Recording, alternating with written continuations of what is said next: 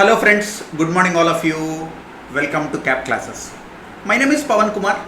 I am a chartered accountant in practice and also a qualified cost accountant. For the last 14 years, I have been teaching financial accounting, financial reporting, auditing and assurance for various students pursuing Indian and global professional courses. I teach FAR paper for CPA.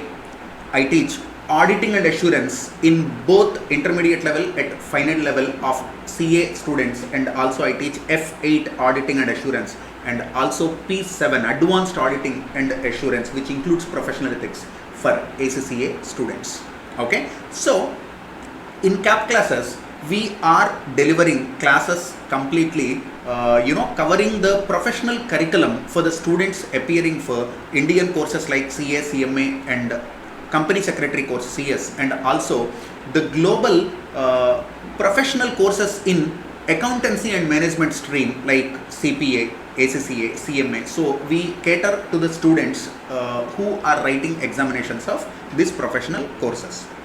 So this is an exclusive video we are making for ACCA students who are writing F8 paper, that is auditing and assurance. So as I told you, I have got 1.5 decades of practical experience in conducting audits as an auditor, both statutory auditor and internal auditor, and also I do consulting in finance and the other areas of management.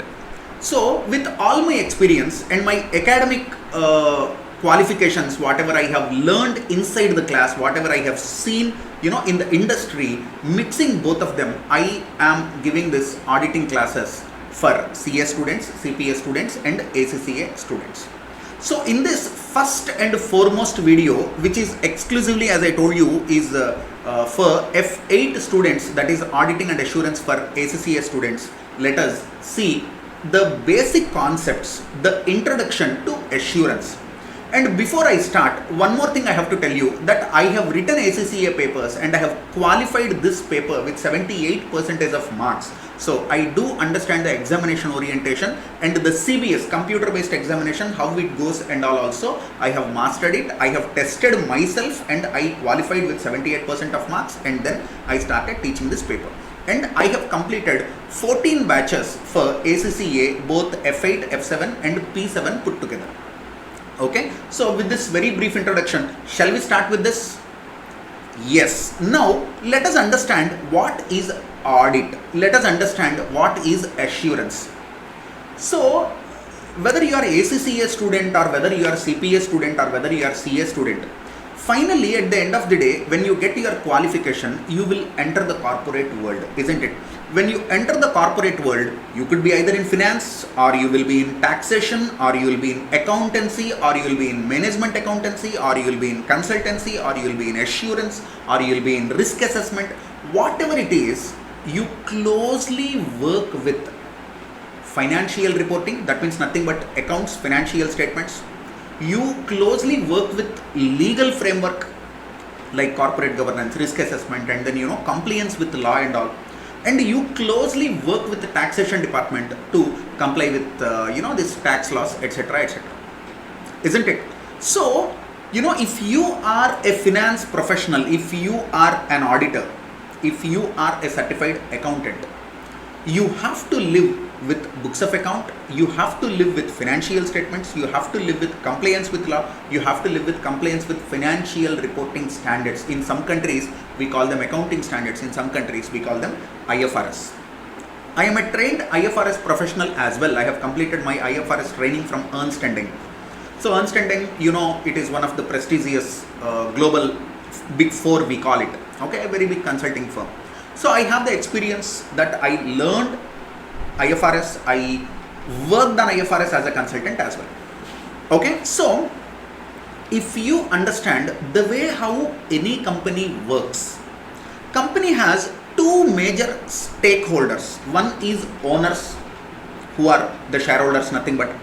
So the shareholders invest money in a company, and all the shareholders cannot participate in day-to-day activities of the company or decision making for operations on the daily basis. For example, you take Google, you take Apple, you take Reliance Industries, you take Microsoft, you take any major corporation that is listed, with any recognized stock exchange, be it New York Stock Exchange, be it London Stock Exchange, be it National Stock Exchange in India. So do you think there are few shareholders in that company? No, there will be lakhs of or millions of shareholders in the company. Do you think all these lakhs of or millions of shareholders will participate in day-to-day operations of the company? No. For example, I have shares in Reliance Industries. But can I go to Reliance Industries? Can I sit in Reliance Industry corporate office? Can I do something like, can I participate in purchases, sales? Can I participate in accounting? Can I participate in anything? The answer is no.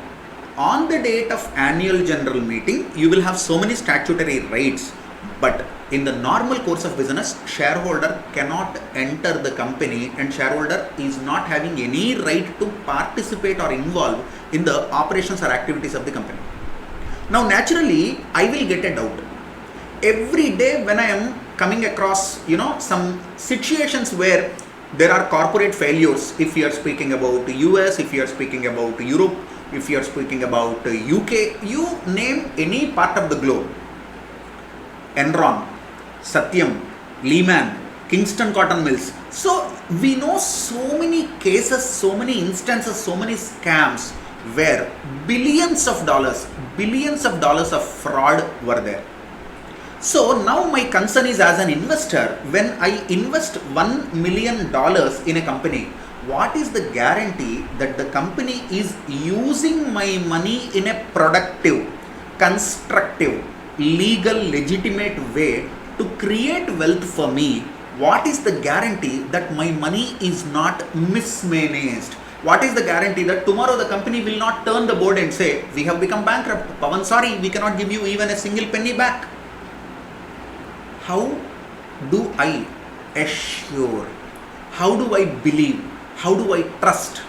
How will I be confident when I invest my money in a company where I am not playing the role of any management, where I am just a shareholder, but I cannot enter the company because of my busy life? I am a busy guy, I have my own works to do, and also legally I am not allowed to go to that corporate. The only answer for this problem is conducting audit. There is a beautiful system called Financial Reporting Framework, wherein the law, the Accounting Standards Board or Financial Reporting Standards Board, they have developed beautiful standards, accounting principles to guide the companies as to the manner in which the financial statements are to be drawn. So before appearing for F8 paper, I am sure you might have done F7. In F7, the moment you open the textbook, first chapter, first topic, first page starts with according to International Accounting Standard IAS 1. Financial statements include a balance sheet, which is, in international language it is called Statement of Financial Position, SOFP. Then statement of P&L, SOPL they call, Statement of Profit and Loss. We call it income statement, we call it profit and loss account. Then a statement of cash flow, okay, which is prepared as per International Accounting Standard 7. Then a statement of changes in equity. Then notes and explanatory and informative notes, which forms part of financial statements. Isn't it? So this set of financial statements, how to prepare, there is a framework. I cannot say I will prepare accounts as per my whims and fancies, my will and wish. No beta, it is not allowed. You have financial reporting framework. This is point number 1. Point number 2. What is the guarantee that the corporation, the company, prepared their accounts according to the financial reporting framework? So there is Companies Act in every country. There are accounting standards or financial reporting standards in every country. So what is the guarantee that this company complied with law relating to accounting? What is the guarantee that the books of account are prepared with all truthful contents? What is the guarantee that there are no omissions? What is the guarantee that there are no fraudulent financial reporting or fraudulent transactions, which is also known as, one part of it is also known as window dressing. So if I am a shareholder in Microsoft, I just want to understand certain basic preliminary things. I am investor. I have invested my hard-earned money in Microsoft. I just want to know whether the system through which financial statements are prepared in Microsoft are genuinely followed according to law or no. This is point number one. Point number two, whether the books of account are showing all the transactions and the manner in which they are to be shown without omitting anything, whether they are showing all the transactions, whether they are complying with law, whether the profits reported, whether the net assets reported, whether the equity reported, whether the net worth reported, is it true, is it genuine, whether the financial information is fairly presented. So I have all these doubts. I might not be an expert in evaluating all these things. In that case, what will I do? I will go to an expert and I will ask him, could you help me in understanding whether this is correct or no? It is as simple as, I'll give you a very small example, okay? It is as simple as, you want to purchase a flat. You want to purchase a house property. So you have seen one beautiful house. You are just, liking it like anything, and you have fallen in love with the property. And, the seller said it is $2 million. You are like, I'm okay with $2 million. I'm ready to pay you money. I want to purchase this property. But my friend who cares for me, he said, hey, Pavan, wait. How can you pay $2 million just like that, bro? You need to look at the title, the ownership, whether there is any dispute on this land, whether the construction is strong enough or no. Then he said, boss, cool down. Don't jump into a conclusion. Let us take the certified photocopy of the title deeds of the property. So we request the owner, could you please give me the photocopy of the property deeds, title deeds. They should give. If they want me to purchase the property, they have to give the document to me. Then I will go to a legal advisor. And I will give these stamp papers to him and I will say, sir, my name is Pavan Kumar. I want to purchase a property in this particular location.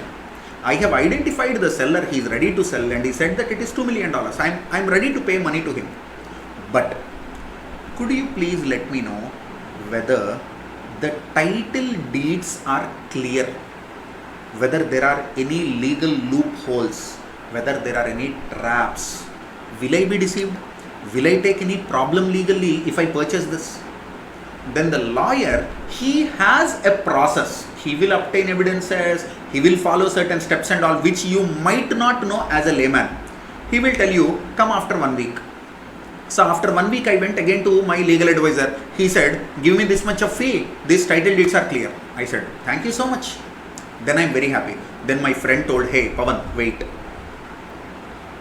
You have obtained assurance about the legality, rights, obligations of the house property. But what about the structural designing? So it is a 4-storied property. It is a big commercial complex. So don't you think you need to go to one valuer and you need to ask the structure whether it is strong enough or no? What is the life of the asset? What is the remaining useful life?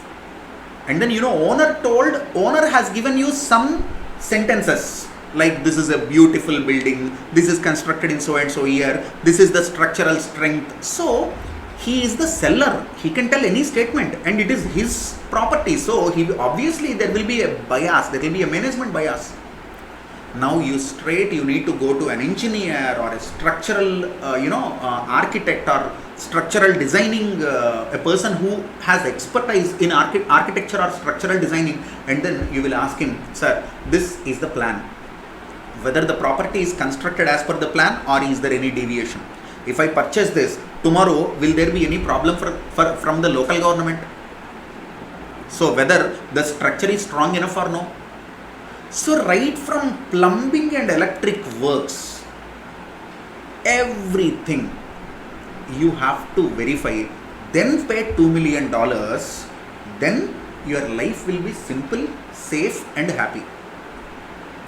This is what we call the assurance. Pavan, as an investor, when I'm investing money in a house property, I need to get the assurance, which is nothing but the confidence level. I am gaining the confidence level. The credibility of the seller's statements, the credibility is increasing because I have an expert who is giving me an assurance after obtaining certain evidence. He said, Pavan, don't worry, I have obtained legal evidence. This is legally very clear title. You will not face any issue. This helps me to make an informed decision. This helps me to make an informed decision. So now you just imagine 15 days back, Pavan, when he saw the property, when he is excited, what is his confidence level? After 15 days, when Pavan visited one, this advocate, legal expert, Pavan visited one structural designing engineer, Pavan visited one chartered valuer, and all these three people have given in writing, legal clearance, structural designing clearance, and then about the valuation. So when I have these three papers in my hand, now imagine what will be my confidence level. Now I am taking an informed decision. I am not taking any blindfold decision. I am not gambling. I am not speculating. I am investing. This is the essence and purpose of assurance. So according to International Financial Reporting Framework, let us see what is assurance. So I have prepared, this beautiful document which I will share with all the ACCA students. So read the first para. An assurance engagement is, what is the assurance engagement? An engagement in which practitioner, you need to understand, there is going to be a practitioner. Who is the practitioner? In case of audit, chartered accountant. In case when you are buying house property for legal due diligence, it can be lawyer, it can be solicitor, it can be a valuer. So what you are understanding here is there is a practitioner. What is that? There is a practitioner. What he will do? Obtains sufficient appropriate evidence. Now, Pavan sir, what is sufficient appropriate evidence? Don't worry, sufficient appropriate evidence is discussed in auditing standard, International Standard on Auditing 500, and there are so many other standards which will elaborate, which will explain this particular phrase, sufficient appropriate audit evidence. For now you understand, to give me assurance, the practitioner needs confidence level, no? That he will gain through some examination. So second important thing is there is some evidence. So at the end of the examination, what the practitioner will do? He will express an opinion. So I went to a lawyer, I gave him, $5,000. At the end of the day, he has to give me, Pavan, you came for this work, chalo, this is my conclusion. That conclusion or the opinion or the certification is given in writing. So that is the third one. Now what this conclusion will do? It will enhance the degree of my confidence. It will enhance the credibility, increases the degree of confidence. Whose confidence? Intended user. Who's the intended user in this example? Pavan. Why? Pavan wants to purchase the property. He is the intended user, investor. Other than the responsible party. Who's the responsible party? The seller who wants to sell the property. I have approached one seller. He is the responsible party. Why he is the responsible party? He told, Pavan, this property is mine. Since you gave the statement, prove it. You said, Pavan, this is valued at $2 million. You said the statement, prove it. You said, Pavan, this is my father's property. We are three brothers. Other than we three, there is no person. And the title is very clear. Who said this statement? You. Prove it. So you are the responsible party. So in the context of audit, management is the responsible party. You understand? So the responsible party. about the outcome of evaluation. The whole spectrum of audit is nothing but examination or evaluation or measurement of a subject matter. What is the subject matter? In my example, subject matter is the property. In audit, subject matter is financial statements. Against criteria. What is the criteria? In my example, criteria could be local government plan. For example, local government has approved one plan based on which the seller has constructed the property. That is the criteria. Legality, legal documents, there is certain criteria. In case of audits, what is the criteria? Financial statements are prepared in accordance with law and accounting standards. That is the criteria. So if you observe here, who is the practitioner? Auditor. Who's the practitioner? Auditor. And there is audit evidence, and there is expression of opinion, and there are intended users who are nothing but shareholders or other stakeholders. Responsible party, nothing but management. Subject matter, financial statements. Criteria, law and accounting standards. These are called 5 important elements in assurance engagement. So how many important elements are there in assurance engagement? 5 very important elements are there. 3 parties are there. Who are 3 parties? Party 1, intended user, shareholder. Party 2, practitioner, chartered accountant, auditor. Party 3, responsible party, management. So management is responsible for preparing financial statements. Shareholders are the intended users of financial statements. Auditors examine financial statements against the criteria of this legal pronouncements, accounting pronouncements like law, accounting standards, etc. This is audit. That's it. Okay, so if you understand the beauty, 4 lines, how much of meaning? And that too, this is not the end of the game, no? So there is so much to discuss. So this is introduction to assurance. This is my step 1. Now read the second para yourself. Giving assurance. What is the meaning of giving assurance? Read that.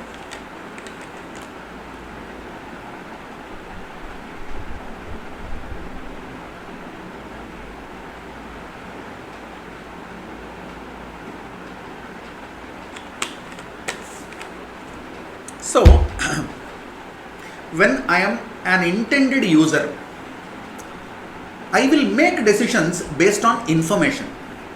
Now the biggest risk is, what if the information is incorrect? For example, this commercial complex is 17,000 square feet, but the owner said it is 19,200 square feet. Do you think as a layman looking at the building like this, you'll be able to understand how many square feet of built up area is there in the structure? No way. You should hire an expert who will measure. He knows how to measure also. It is not like roadside laborer can do that. No. Then he will tell you, pillar to pillar, this is the built up area.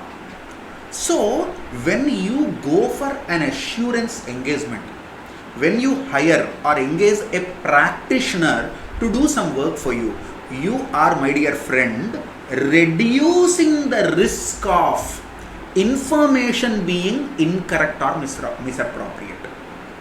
So there is always a risk that I am buying this property based on some information. What if the information is wrong? So when you go for assurance engagement, it increases your confidence level. It reduces the risk that there is incorrect information. This is the second part.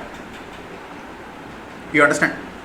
Now, having said this, what is the need for external audit? So there are 2 types of audits basically. One is called external audit, one is called internal audit.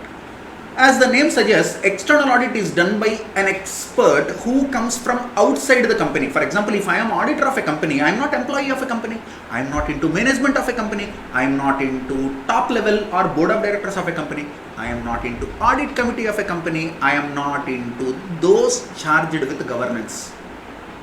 I am none of them. Who am I? External agency. So if this is the environment of the legal environment, or you call this is the company. I am outsider. I come from outside. There is also another audit, which is also one of the beautiful branches of the system of auditing, known as internal audit. This internal audit, as the name suggests, can be done by the management.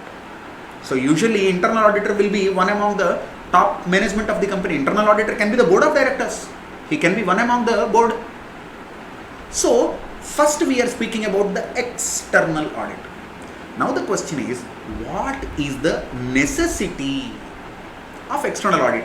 Already we have discussed a lot about audit for the last 10-15 minutes. So by this time, you should be in a position to understand what is the need, what is the necessity of audit. First thing, look here, shareholders provide the finance for a company. Obviously, who is providing finance to the company? Shareholders. And may or may not be involved in day-to-day company. Practically, shareholders cannot involve in day-to-day company. Maybe Mukesh Ambani is also a shareholder. Mukesh Ambani is also a shareholder. Sundar Pichai is also a shareholder.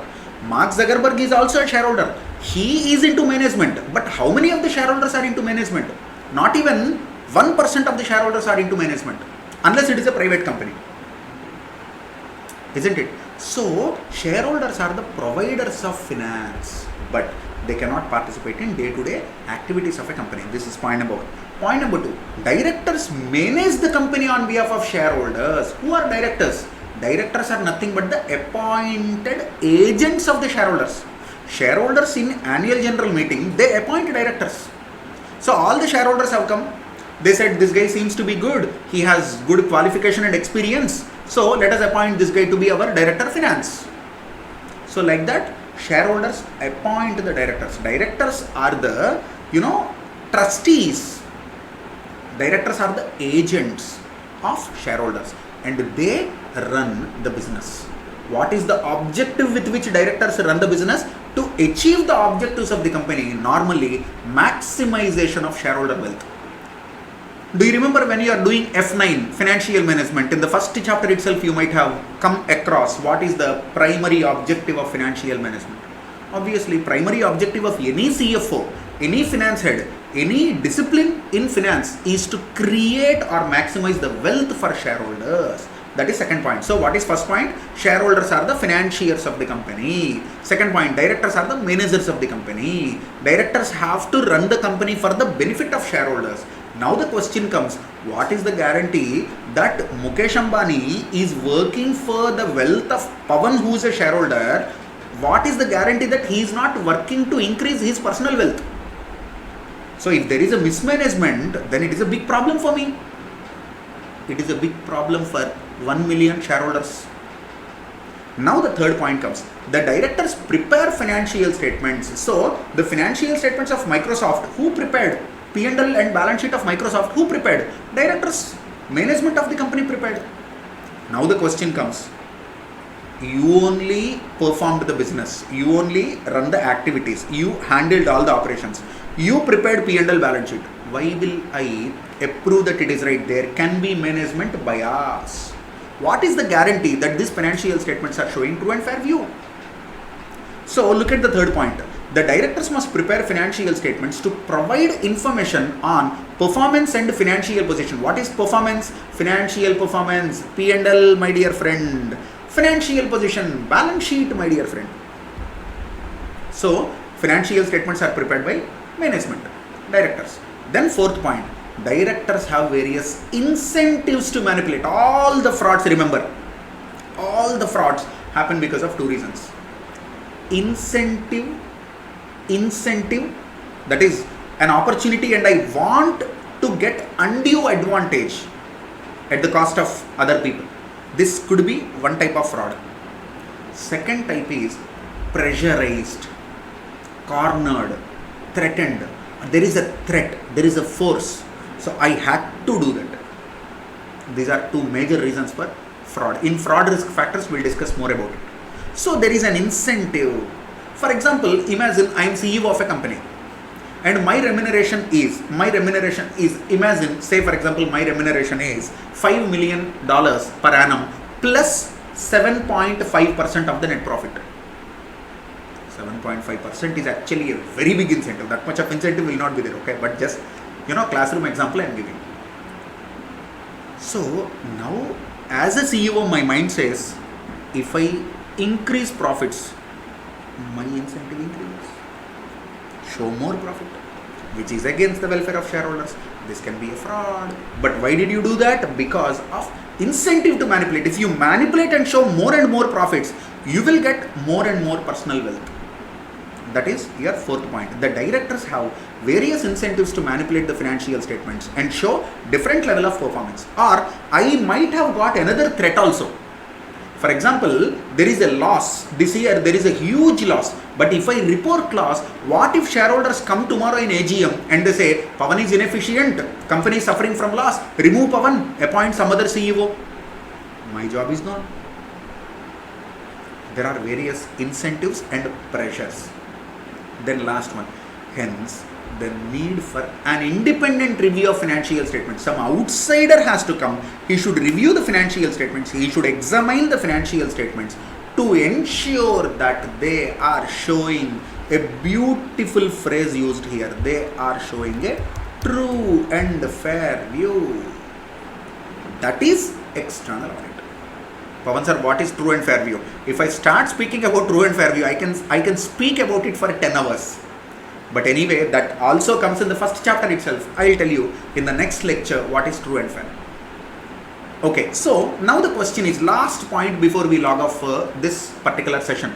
Pavan sir, is it necessary that every company should undergo audit? No. In developed countries, as per the stock exchanges, regulatory authorities, government requirements, law like Companies Act, Banking Regulation Act, audit is compulsory for many enterprises. So that can be your stock exchange rule, that can be legal rule like Companies Act, that can be a legal provision, or that can be anything, which necessitates you to go for audit. These are called statutory compulsory audits. There can be voluntary audits also. Sometimes what happens, there is a small sole proprietary concern where audit is not required, but still they might go for audit. This is called voluntary audits. To enjoy the benefits of audit, even without any regulatory requirement also, you can go and appoint the auditor. You can request the auditor to conduct audit of your books of account to enjoy the benefits. This is called voluntary audit. So last two paras speak about that. So look here, in most developed countries, publicly quoted companies. What is publicly quoted companies? Quoted company is nothing but a listed company. So a company whose shares are listed in stock exchange are known as publicly quoted companies. So in many countries, publicly quoted companies and large companies are required by law to produce annual financial statements and to have them audited by external auditor. This is a rule. In the second para, what they are saying, companies that are not required. So in the above para, for example, I run a small company, X Corporation, that is not covered by the above para. Companies that are not required to have statutory audit may choose. This word may. What is this? May. That means it is an option. Voluntarily you can go for that. So I may choose to have an external audit because the company shareholders or other influential stakeholders, for example, banker asked me, Pavan, you subject your books of account for audit, then only I give you loan. Then I said, dear banker, my company is not falling in any large corporation or publicly quoted company. So I don't need audit. But still, influential stakeholder or shareholder or banker or any financier or any private equity guy, they might say, only when you subject your books to audit, we will trust you and then only we'll give you finance. This could be the reason for voluntary audit. That's all. So my dear friends, in this video, we have learnt, in this session, in this lecture, what did we learn? We have learnt what is the meaning of audit, what is the purpose of audit, what is the necessity of audit, what is the meaning of assurance engagement, what are the 5 elements of assurance and engagement, and various types of audit like statutory audit and voluntary audit. Okay, so this is our session 1. We'll see you again in session 2. If you have doubts, feel free to drop a message to me in WhatsApp. I will come back to you, or you can call me to clarify your doubts. Thank you so much. Wish you good luck and see you in session 2.